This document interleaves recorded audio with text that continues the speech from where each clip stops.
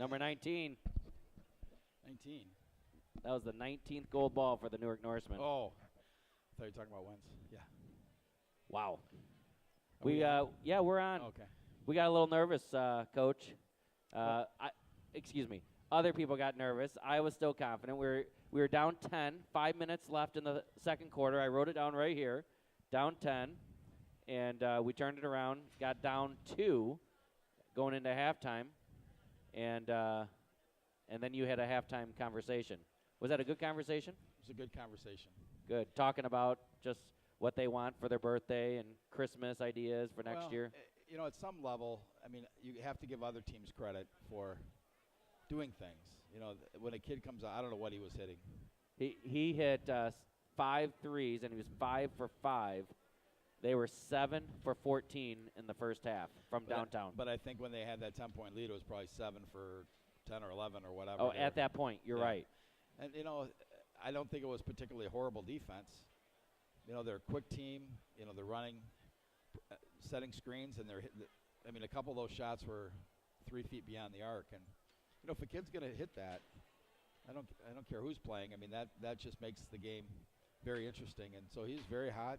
They as a team were hot.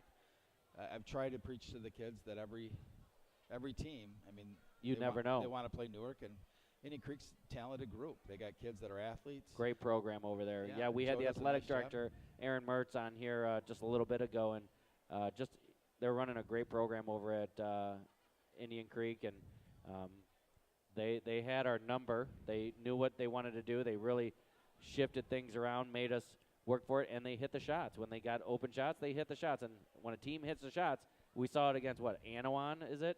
In the super sectional. A team comes out and gets red hot. We saw it at Flanagan last year.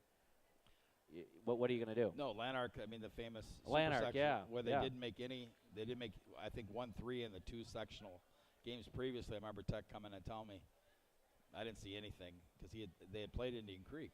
And the next thing you know, they're, 12 for 18? And first half, I think they were 7 for 8 or whatever it was. And you just, even in the third quarter, I remember that game, we were really defending well, and they hit 4 straight threes. And that 3 ball's a little bit of a scary. Even you saw at the end, they bank one in. Yep. So it still counts 3. You can't say, hey, you didn't call that. So, that 3 ball makes the game very interesting. So you get a team like Indian Creek that has Aurora Christian, I think, down 6, someone told me, with 2 minutes to go. Yep. So they can play with teams, and then Aurora Christian 4 or 5 days later has Seton Academy on the ropes and loses by 2. So basketball is just a game that you've got to be able to do the things. I always tell the kids, let's control what we can control. I can't control, Evan got slapped on that, his hand got knocked off the ball on that one pup that he tried to hit.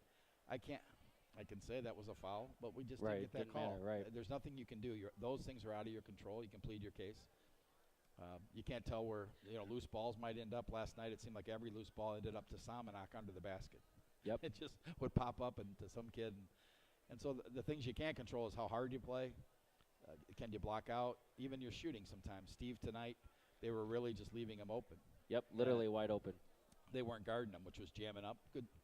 And I said, Steve, they're leaving you open. You got to just shoot it. But you can see in his head he was feeling for that rim. And so those happen too. Yep. Sometimes, the shot's not with you or whatever it might be. So we try to control the things we can control. I thought going small in that second quarter seemed like that elevated us. It really us. did elevate you. Yeah, and so we have the versatility to go small, to go quick. With Indian Creek and Samanak, they're very similar teams, very quick, very athletic. So sometimes when their bigs are a little bit more quicker, then that can pose problems for us because they can beat us off the dribble or whatever that might be. So I thought our kids did a nice job in the second half. Some zone, some of that trap, some of the 55 shifting lineups. They didn't stay as hot. Usually a team doesn't stay that hot. Right. Lanark's the only team I ever played that stayed hot the whole game. So, you had to feel they would cool off. And I just thought we defended a lot better second half. Yeah, they had 9 threes for the game. So they only hit 2 threes, one of them being that bank by Schmidt at the end for the game. You guys ended with only 6 turnovers, which is tremendous. That's just tremendous basketball. Willie Clausel, that kid played his heart out. He went even to a different level in that start of that second half. which is unbelievable to see. Well, we've just been challenging the kids that, every team's got a target on our back, and so we have to lift our level of play. Different kids need to bring it. Willie's going to bring that to you every night. I thought the first half we didn't particularly rebound, including Willie. We just didn't go to the boards very well. So I challenged them. They certainly don't want to lose a conference championship, but I think the kids came out knowing that, hey, we got back into the game. We got down 10 or 12 or whatever it was, and got back in the game. And then I thought the second half we just came out and we said this is our game now. We ended with 37 rebounds. 16 of those were offensive rebounds. Yeah, and if we had some of the pups we missed, I think this has to set a record in the 2 games of how many pups a team can miss. An enormous amount of easy shots. Even Dylan had some. Oh, he had two nice beautiful. Rattle.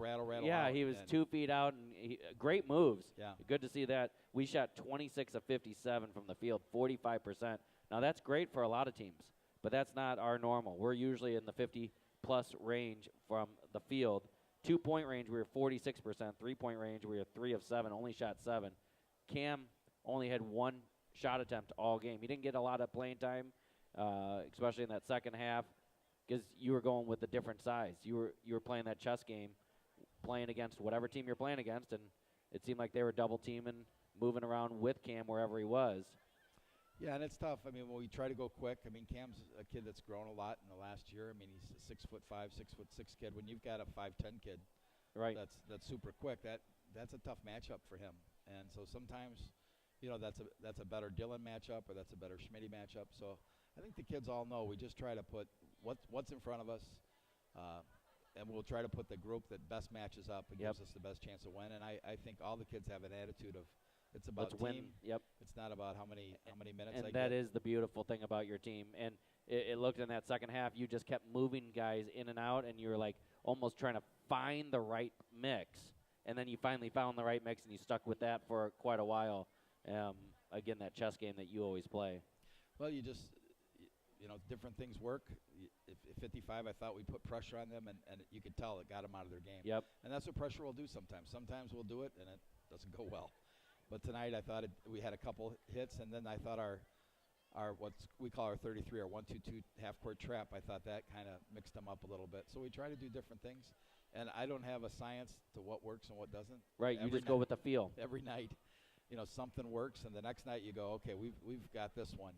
This has been working now, and even a team that's not as good will just blow it apart, and you go, what happened? Right. So it's good for us. I think our kids do a nice job of having alternatives and being able to play different ways, and what works one time may not work the next night, but we can give teams different looks, and they do a nice job of doing that. Yeah, Evan Schomer, even though he missed a few pups tonight, he ended with 16 points, 7 of 13, 53%, and he hit his 1 3-pointer. So good comeback game for him from yesterday. Schmitty, we had him up here talking to him. He was 3 of 3 today. And he hit 2 threes right there in that corner, same as he did against Canelan. And he said, I asked, what are you thinking about when you're getting ready to shoot? He goes, I just pretend that I'm at Coach T's gym. Well, we play 7-on-7. We shoot a lot of threes during practice and try to. There's a game 7-on-7 that we'll play to just keep it competitive and try to. It's such a big part of basketball now. It is. It's one of those things where it's another dimension. You saw Indian Creek. If they couldn't make those threes, what kind of game is that? Right. And it's a whole new dynamic. It's tough to guard. If you guard that, you're probably going to give up a drive because you can't help. Even when Evan, the kid, was driving on Willie and the Schultz kid was spotted up out in that baseline there in the fourth quarter, Evan, traditionally you try to help on the drive. Right. Probably came off too far. And kick, 3, swish. What do? Do you give up the drive? And, of course, Willie was saying, I don't need help. So that's probably what Willie was saying. He was. But you almost have to say which am I going to let happen, because it's very hard to defend every threes, inside drives, everything. It's very difficult to do, especially against a quick team. Yeah. That can beat you off the dribble and do different things. Yeah. So very proud of the kids. Great win for us. Great win. Now we just gotta start fine tuning. 3 more regular season games, and then we'll go to the playoffs. I think you're 21-2, and 21-2. And then we'll head to, is it Serena? Where are we going? Where are we going for the regionals? Serena. We'll go to the regionals. What is it? The 10th. So next week we'll do the seedings. Okay. And find out exactly what's going to go on. I'm pretty sure we'll go to Serena and then we'll go to Marseilles. Marseilles, yeah, for the the Auto sectional, Marquette but- host, right? You know, as you can see, you just take one game at a time. One You game at gotta a time. win, and You gotta especially win that that. postseason because it's do or die. So kids will get ready, and hopefully we won't miss any more pups. That was the first. You know, I don't usually get frustrated with kids missing shots. I know it happens, but these last two have just been. Yeah. Come on, we've got to put that ball in the Well, hole. I So think we'll let Elizabeth Ness and her team close up shop here at Somonauk. We appreciate all that they've done for us, for NorsemanBasketball.com, and we appreciate, Coach, your willingness to work hard with these kids and continue to teach them not just about the game of basketball, but about life, and knowing that sometimes things don't fall your way. You just got to keep fighting, keep battling, keep thinking of a different way of doing it, and we always appreciate watching you on the sideline. Well, that's very nice of you to say, and we do appreciate Somonauk. This is a home away from home. It really is. Great memories here of sectional championships and conference championships. We really appreciate their willingness to do this every year because this is a great place to play, great atmosphere, so we really do appreciate it. Yeah. Well, thanks, Coach. All right. Thanks, Phil. Coach Rick Tollefson. We're going to sign off for now, and we'll be back for our next game. I think it's at IMSA next Thursday, I think. I don't know. Right now, I got to turn my brain off a little bit. But NorsemanBasketball.com, keep checking that out for all your information of Newark Norseman.